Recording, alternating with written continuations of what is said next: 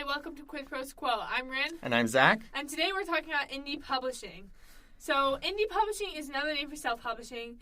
And we have some ideas on why you should indie publish and then also some of the cons of indie publishing. Yeah, so we're not going to talk too much about the process because that will be way more than 10 minutes long. But just kind of digging into the why behind indie publishing, one of the biggest issues inside of the publishing world these days is that the vast majority of authors don't get enough help promoting their work. And that leads to a really disturbing statistic. According to Jared Kuritz, who is one of the lead people at Membres Press, 94 to 96% of books published through traditional means, so through an agent and with one of the big five publishers, 94 to 96% of those books fail to make back their investment. So the amount of money that the company puts into paying the editor and paying the author and paying for print and paying for distribution, that money is just going into a hole and it doesn't come back out, which means that these companies are leveraging the 4 to 6% of writers, your James Pattersons, your Brandon Sandersons, like your big names in order to fund all of these smaller projects, which are just money holes. So self-publishing allows you to, and indie publishing allows you to avoid that mess right there. Exactly. Another pro is you have control over all aspects of the publishing process, meaning you have a lot more of a say in the final product. Like when I published my book, I got to choose the font I wanted in, which in traditional publishing, the chances I would get to do that are just so slim. Right. But I really like Baskerville, so I printed my book in Baskerville. Nice.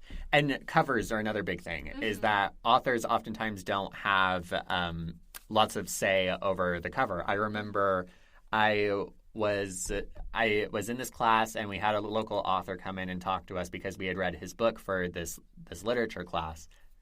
And he mentioned how he hated the cover of the book that the publisher picked. And you can avoid that with indie publishing because you're in charge of all of the production. I would say this is a pro for some people and a con for other people, but no querying. Yep.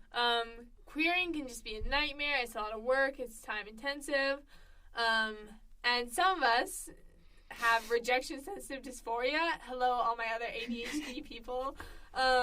Where it's just really hard to get rejected and it takes a hit on your self-worth. And I'm not saying that's how you should be. I don't think we should be like that, but sometimes it's unavoidable. Right, and querying is inherently a subjective process where it's like you're trying to find the one person who is willing to take a bet on your stuff. And it doesn't really reflect the quality of your stuff, especially if the agent doesn't even look at the draft as a whole and is just looking at your pitch.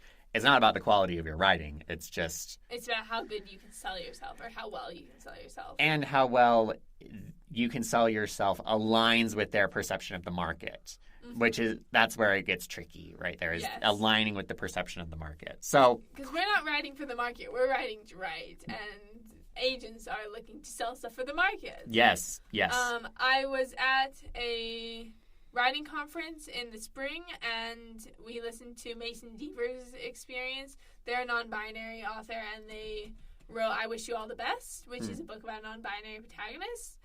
And, they had a really hard time, getting their book in, because you hear all these things about, the market wants, LGBTQ stuff.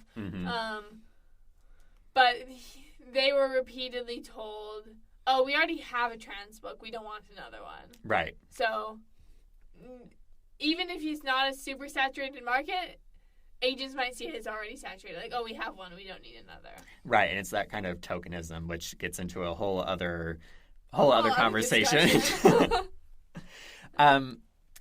Let's kind of transition over to cons. And I think just on the outset, I just want to throw this out there that indie publishing is starting a business. And if you're not down to be a small business owner, then indie publishing is not for you. So true.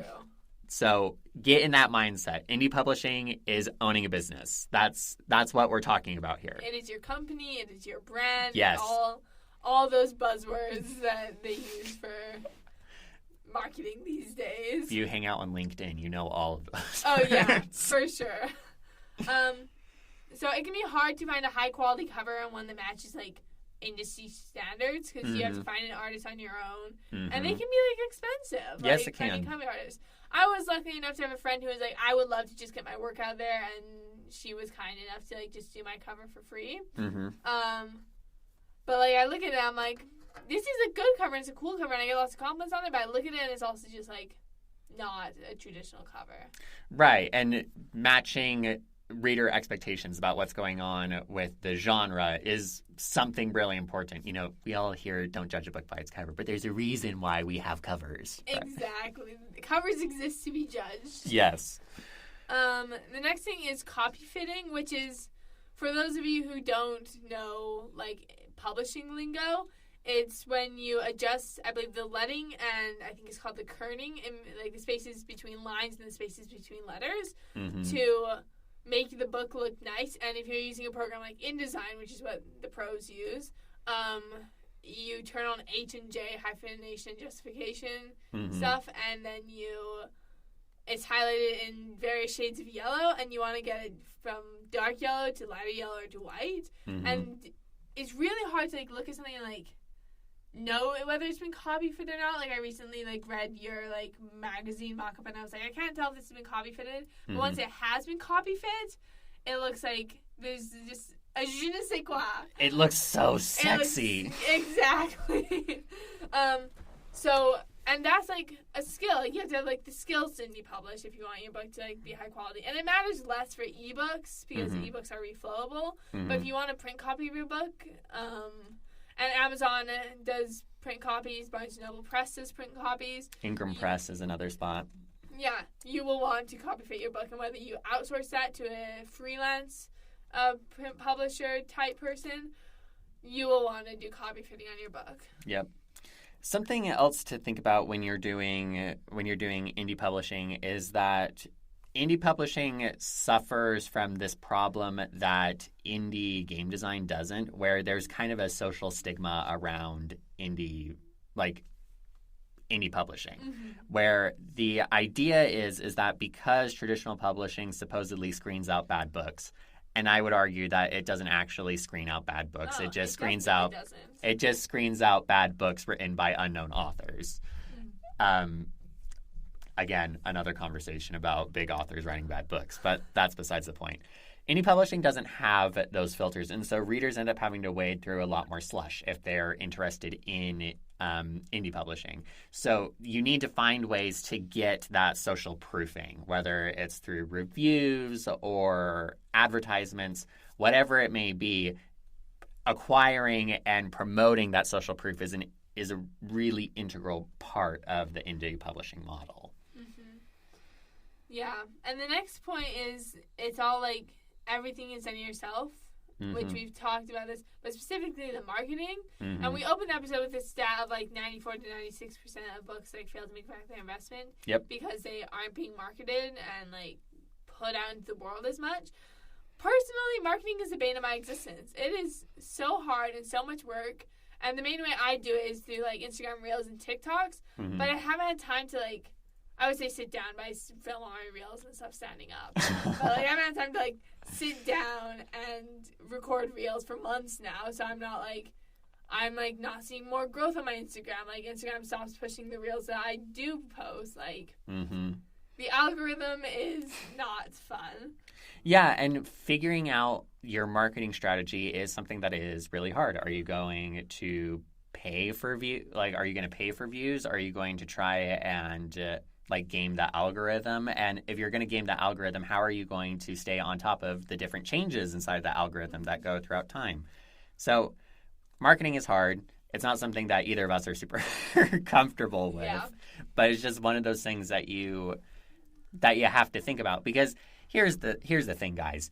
Even if you were to go the traditional publishing route, you would still probably be responsible for the vast, vast majority of the marketing. So you just get to choose if you're doing it in the context of a traditional publishing model versus an indie publishing model. You're still going to have to market your stuff. Yeah.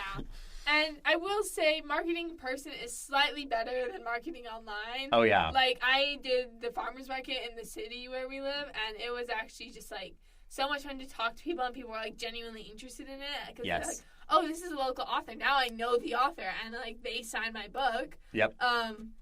So it's slightly better if you can do it in person and go to, like, cons, conventions and conferences, and farmers markets and makers markets and all those things. Yes. Yeah. Again, indie publishing is a small business, and you have to, like, do some research before you start a small business. Mm-hmm. So hopefully this episode has been helpful in you, maybe pushing you one way or the other. Like, maybe you don't mind querying and marketing, and you're like, yeah, I'll go for the traditional publishing route. Or maybe you want to, like, challenge yourself. Like, that's what I wanted to do, is I wanted to challenge myself and, like, learn the self-publishing process in case I ever had to do it again. Yeah, each of the two processes have different challenges associated with them, and they're two very different experiences. So we hope that with kind of this information, you can make a good decision. We'll be coming back to talk about these topics again in the future. But until then, thank you for joining us. We'll see you next time.